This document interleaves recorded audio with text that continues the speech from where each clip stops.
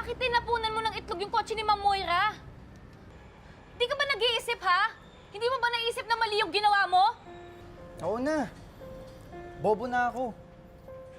Kaya nga janitor lang, di ba? Regan, hindi yun yung ibig kong sabihin. Ang sinasabi ko dito, hindi ka man lang nag-iisip. Ba't hindi mo man lang naisip na hindi tama yung ginawa mo? Di mo ba naisip na may repercussions yung ginawa mo, ha? Siyempre, ako isisisihin ni Ma'am Moira, mainit yung dugo niya sa akin. At pwedeng mawala yung trabaho mo, which is yun na nga yung nangyari. Hindi ko naman pinagsisisihan na nawala na ako ng trabaho eh. Tama lang yun sa kanya. Para makaganti tayo. Pero sorry ha. Hindi ko naman alam na ikaw yung pagbubuntunan niya ng galit eh. Ayun na nga eh. Hindi mo naman kailangan gumanti para sa akin. Ano ba nagawa nun? Ano, nasatisfy ka? Kala mo hindi ka mahuhuli? Ba't kailangan mong gumanti? Eh kasi ang sarap lang sa pakiramdam na kahit sa ganito man lang na paraan, may pagtatanggol ko yung mahal ko.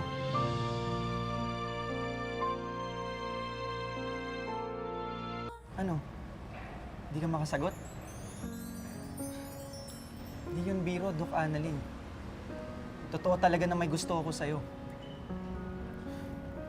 Siguro naman, napapansin mo yun.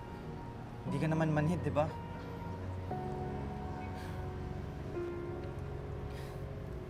Pero okay lang. Gets ko naman na hindi ka magkakagusto sa isang janitor.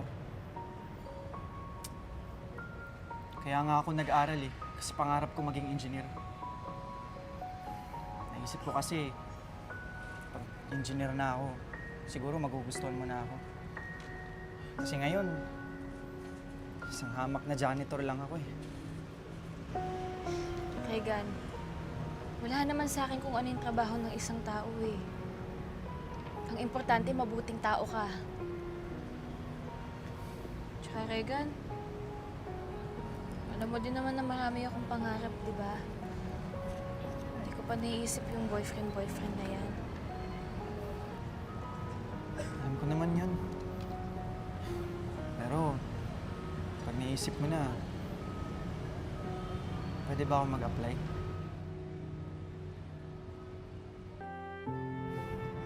Sabi ko nga eh. Sige Dok, magliligpit na ako. Kasi nga, di ba, aalis na ako. Sige. Ba't naman hindi? Ano sabi mo?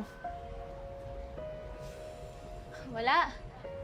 Sabi ko, mamimiss kita, kaya kahit di ka na dito nagtatrabaho, bisitahin mo ako ah. Oo naman. Kahit hindi na ako dito nagtatrabaho, bibisitahin pa rin kita. Gagayahin ko yung Tito Michael mo. Gagayahin? Gagayahin? Oo. Tulad nung ginawa niya sa nanay mo. Di ba? Effective.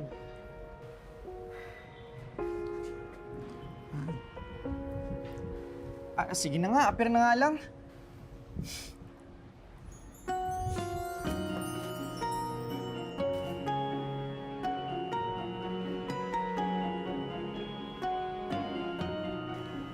Salamat, Regan.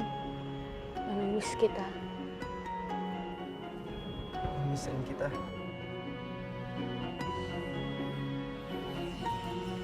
Sige na, mag-impake ka na.